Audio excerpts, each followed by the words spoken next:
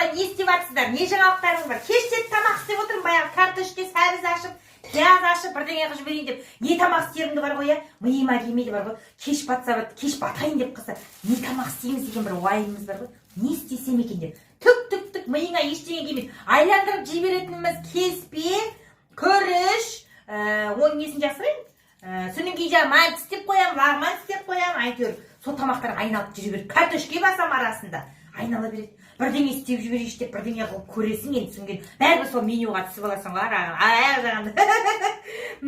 Отырмыз, кедейдің бір тойған шалабайған дейді, менің ағам айтады. Менің бір ағам бар. Енді әйтеуір Құдайға шүкір күндерін көріп, өзімен өзі ғой, бірақ дегенмен соған біз бәріміз бастықпыз ғой.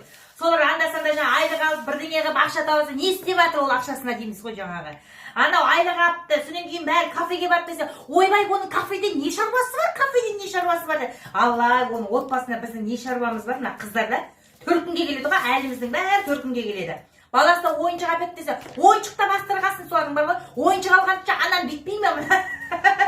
Неміз бар, біреудің үйінде. Сол ағам мен жеңгем де бар ғой, бір ауыз ләм демейді ғой, сен не шаруаң бар демейді ғой. Күліп қояды. Бізден тығылып баратын болып соңғы кезде кафе бірдеңеге. Ана біз ұрсамыз ғой, неменеге бардың кафеге, ақшаны құрттың депші.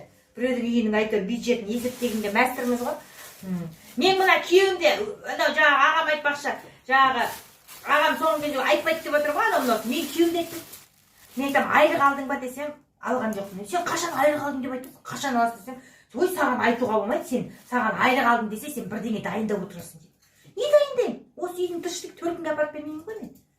Жоқ, айлық алдың ба, соны айтсаң, айлық алдық, алатыны айлық алдым деп айтады ғой, сен қашан айтасың десем, алдым, кеше алдым дейді.